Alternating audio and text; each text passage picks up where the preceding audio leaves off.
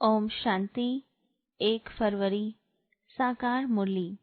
मीठे बच्चे, गरीब निवाज बाबा तुम्हें कौड़ी से हीरे जैसा बनाने आए हैं, तो तुम सदा उनकी श्रीमत पर चलो। प्रश्न। पहले पहले तुम्हें सभी को कौन सा एक गुह्य राज समझाना है? उत्तर। बाप दादा का। तुम जानते हो, यहाँ हम बाप दादा के पास आए हैं। यह दोनों इकट्ठे हैं। शिव की आत्मा भी इसमें है, ब्रह्मा की आत्मा भी है। एक आत्मा है, दूसरा परम आत्मा। तो पहले पहले यह गुह्य राज सबको समझाओ कि यह बाप दादा इकट्ठे हैं। यह दादा भगवान नहीं है। मनुष्य भगवान होता नहीं। भगवान कहा जाता है निराकार को। वह बाप है, शांति धाम में रहने वाला। गीत। आखिर वह दिन आया आज। ओम शांति। बाप दादा द्वारा अर्थात शिव बाबा ब्रह्मा दादा द्वारा समझाते हैं, यह पक्का कर लो। लौकिक संबंध में बाप अलग दादा अलग होता है। बाप से दादा का वर्षा मिलता है। कहते हैं दादे का वर्षा लेते हैं। वह है गरीब निवाज। गरीब निवाज उनको कहा जाता है जो आकर गरीब को सरताज बनाए। तो पहले पहले पक्का निश्चय होना चाहिए कि यह कौन है। देखने में तो साकार मनुष्य है। इनको यह सब ब्रह्मा कहते हैं। तुम सब ब्रह्मा कुमार कुमारियां हो। जानते हो, हमको वर्षा शिव बाबा से मिलता है, जो सबका बाप आया है वर्षा देने के लिए। बाप वर्षा देते हैं सुख का। फिर आधा कल्प बाद रावण दुख का श्राप देते हैं। भक्ति मार्ग में भगवान को ढूंढने लिए धक्का खाते हैं, मिलता किसी को भी नहीं है। भारतवासी गाते हैं तुम मात पिता। फिर कहते हैं आप जब आएंगे तो हमारा एक ही आप होंगे, दूसरा न कोई। और कोई साथ हम ममत्व नहीं रखेंगे। हमारा तो एक शिव बाबा। तुम जानते हो, ये बाप है गरीब निवाज। गरीब को साहूकार बनाने वाला, कौड़ी को हीरे तुल्य बनाते हैं। अर्थात कलयुगी पतित कंगाल से सतयुगी सरताज बनाने के लिए बाप आए हैं। तुम बच्चे जानते हो, यहाँ हम बाप दादा के पास आए हैं। यह दोनों इकट्ठे हैं। शिव की आत्मा भी इसमें है, ब्रह्मा की आत्मा भी है। दो हुई ना। एक आत्मा है, दूसरा परमात्मा। तुम सभी हो आत्माएं। गाया जाता है आत्माएं परमात्मा अलग रहे बहुकाल। पहले नंबर में मिलने वाली हो तुम आत्माएं। अर्थात जो आत्माएं हैं वह परमात्मा बाप से मिलती है, जिसके लिए ही पुकारते हैं ओ गॉड फादर। तुम उनके बच्चे ठहरे। फादर से जरूर वर्षा मिलता है। बाप कहते हैं भारत जो सिरताज था, वह अभी कितना कंगाल बना है। अभी मैं फिर तुम बच्चों को सिरताज बनाने आया हूँ। तुम डबल सिरताज बनते हो। एक ताज होता है पवित्रता का, उसमें लाइट देते हो। दूसरा है रतन जड़ित ताज। तो पहले पहले यह गुह्य राज सबको समझाना है कि यह बाप दादा इकट्ठे हैं। यह भगवान नहीं है। मनुष्य भगवान होता नहीं। भगवान कहा जाता है निराकार को।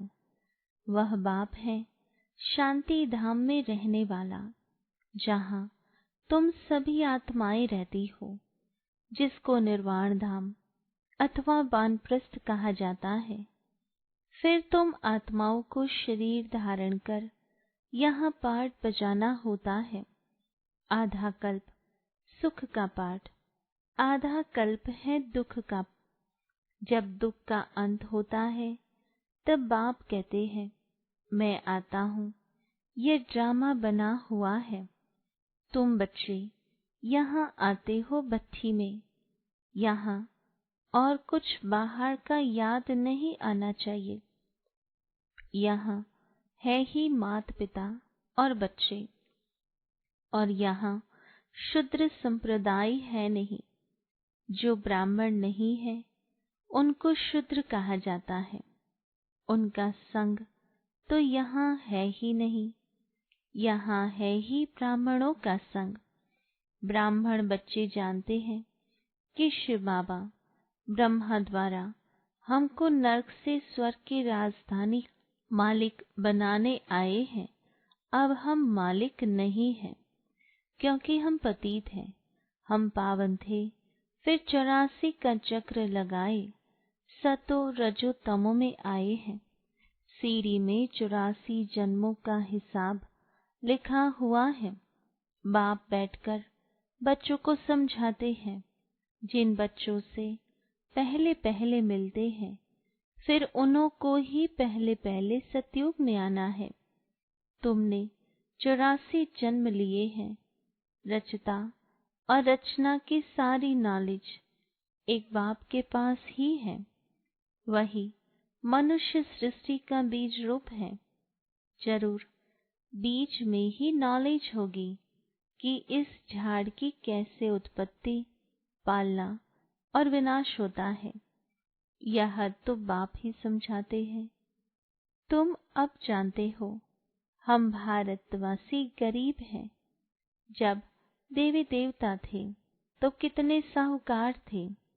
हीरो से खेलते थे, हीरो के महलों में रहते थे। अब बाप स्मृति दिलाते हैं कि तुम कैसे 84 जन्म लेते हो। बुलाते भी हैं, हे पतित पावन गरीब नवाज बाबा आओ। हम गरीबों को स्वर्ग का मालिक फिर से बनाओ।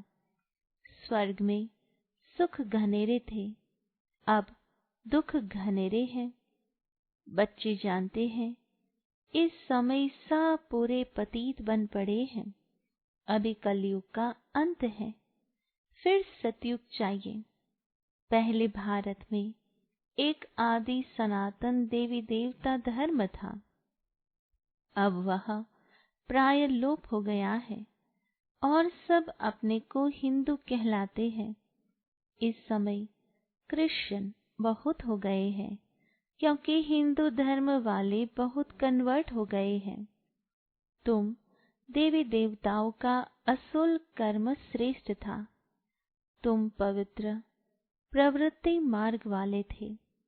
अब रावण राज्य में पतित प्रवृत्ति मार्ग वाले बन गए हो, इसलिए दुखी हो। सतयुग को कहा जाता है शिवालय, शिव बाबा का स्थापन किया हुआ स्वर्ग। बाप कहते हैं मैं आकर तुम बच्चों को शूद्र से ब्राह्मण बनाए, तुमको सूर्यवंशी चंद्रवंशी राजधानी का वर्षा देता हूँ। ये बाप दादा है, इनको भूलो मत। शिव बाबा ब्रह्मा द्वारा हमको स्वर्ग का मालिक बना रहे हैं, क्योंकि पतित आत्मा तो मुक्ति धाम में जा न सके जब तक पावन न बने। अभी बाप कहते हैं मैं आकर तुमको पावन बनने का रास्ता बताता हूँ। मैं तुमको पदम पति स्वर्ग का मालिक बनाकर गया था। बरोबर तुमको स्मृति आई है कि हम स्वर्ग के मालिक थे। उस समय हम बहुत थोड़े थे, अभी तो कितने ढेर मनुष्य हैं। सतयुग में 9 लाख होते हैं। तो बाप कहते हैं मैं आकर ब्रह्मा द्वारा स्वर्ग की स्थापना, शंकर द्वारा विनाश करा देता हूँ। तैयारी सब कर रहे हैं। कल पहले मौफिक कितने बॉम्ब्स बनाते हैं। 5000 वर्ष पहले भी यह महाभारत लड़ाई लगी थी। भगवान ने आकर राजयोग सिखाए, मनुष्य को नर से नारायण बनाया था। तो जरूर कलयुगी पुरानी दुनिया का विनाश होना चाहिए। सारे भंबोर को आग लगेगी, नहीं तो विनाश कैसे हो। आजकल बॉम्ब्स में आग भी भरते हैं। मूसलधार बरसात, अर्थक्वेक्स आदि सब होगी, तब तो विनाश होगा। पुरानी दुनिया का विनाश, नई दुनिया की स्थापना होती है। यह है संगम युग। रावण राज्य मुर्दाबाद ही राम राज्य जिंदाबाद होता है। नई दुनिया में कृष्ण का राज्य था। लक्ष्मी नारायण के बदले कृष्ण का नाम ले लेते हैं, क्योंकि कृष्ण है सुंदर, सबसे प्यारा बच्चा। मनुष्यों को तो पता नहीं है ना। कृष्ण अलग राजधानी का, राधे अलग राजधानी की थी। भारत सिरताज था, अभी कंगाल है। फिर बाप आकर सिरताज बनाते हैं। अब बाप कहते हैं पवित्र बनो और माम एकम याद करो, तो तुम सतोप्रधान बन जाएंगे। फिर जो सर्विस कर आप समान बनाएंगे, वह उच्च पद पाएंगे, डबल सिरताज बनेंगे। सतयुग में राजा रानी और प्रजा सब पवित्र रहते हैं। अभी तो है ही प्रजा का राज्य, दोनों ताज नहीं है। बाप कहते हैं जब ऐसी हालत होती है तब मैं आता हूँ। अभी मैं तुम बच्चों को राजयोग सिखा रहा हूँ। मैं ही पतित पावन हूँ। अब तुम मुझे याद करो, तो तुम्हारी आत्मा से खाद निकल जाए, फिर सतो प्रधान बन जाएंगे। अभी श्याम से सुंदर बनना है। सोने में खाद पड़ने से काला हो जाता है, तो अब खाद को निकालना है। बेहद का बाप कहते हैं तुम काम चिता पर बैठ काले बन गए हो। अब ज्ञान चिता पर बैठो और सबसे ममत्व मिटा दो। तुम आशिक हो मुझे एक माशूक के। भगत सब भगवान को याद करते हैं। सतयुग त्रेता में भक्ति होती नहीं, वहाँ तो है ज्ञान की प्रारब्ध। बाप आकर ज्ञान से रात को दिन बनाते हैं। ऐसे नहीं कि शास्त्र पढ़ने से दिन हो जाएगा। वह है भक्ति की सामग्री। ज्ञान सागर पतित पावन एक ही बाप है। वह आकर सृष्टि चक्र का ज्ञान बच्चों को समझाते हैं और योग सिखाते हैं। ईश्वर के साथ योग लगाने वाले योग योगेश्वर और फिर बनते हैं राज राजेश्वर, राज राजेश्वरी। तुम ईश्वर द्वारा राजाओं का राजा बनते हो। जो पावन राजाएं थे फिर वही पतित बनते हैं। आप ही पूज्य फिर आप ही पुजारी बन जाते हैं। अब जितना हो सके याद की यात्रा में रहना है। जैसे आशिक माशूक को याद करते हैं ना, जैसे कन्या की सगाई होने से फिर एक दो को याद करते रहते हैं। अभी यह जो माशूक है उनके तो बहुत आशिक हैं। भक्ति मार्ग में सब दुख में बाप को याद करते हैं। हे भगवान दुख हरो सुख दो। यहाँ तो न शांति है न सुख है। सतयुग में दोनों है। अभी तुम जानते हो हम आत्माएं कैसे 84 का पाठ बजाते हैं। ब्राह्मण देवता क्षत्रिय वैश्य शूद्र बनते हैं। 84 की सीढ़ी बुद्धि में है ना। अब जितना हो सके बाप को याद करना है तो पाप कट जाए। कर्म करते हुए भी बुद्धि में बाप की याद रहे। बाबा से हम स्वर्ग का वर्षा ले रहे हैं। बाप और वर्षे को याद करना है। याद से ही पाप कटते जाएंगे। जितना याद करेंगे तो पवित्रता की लाइट आती जाएगी, खाद निकलती जाएगी। बच्चों को जितना हो सके टाइम निकाल याद का उपाय करना है। सवेरे सवेरे टाइम अच्छा मिलता है, यह पुरुषार्थ करना है। भल गृहस्थ व्यवहार में रहो, बच्चों की संभाल आदि करो, परंतु यह अंतिम जन्म पवित्र बनो।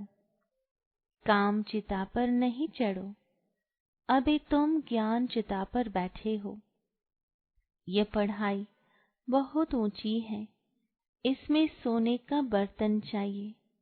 तुम बाप को याद करने से सोने का बर्तन बनते हो, याद भूलने से फिर लोहे का बर्तन बन जाते हो।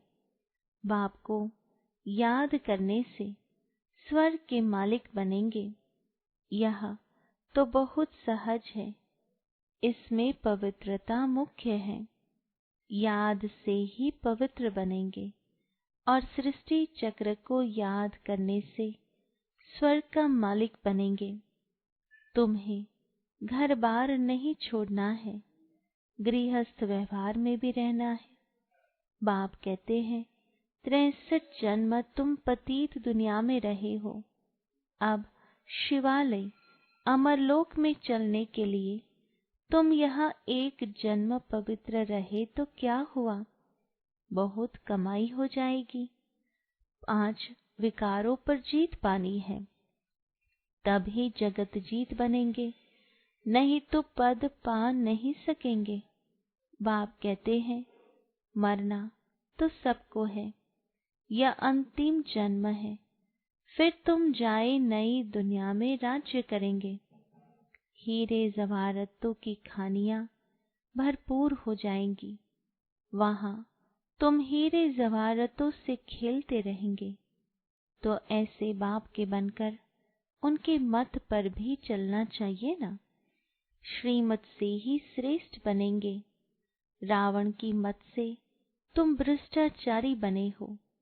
अब बाप के श्रीमत पर चल तमो प्रधान से सतो प्रधान बनना है।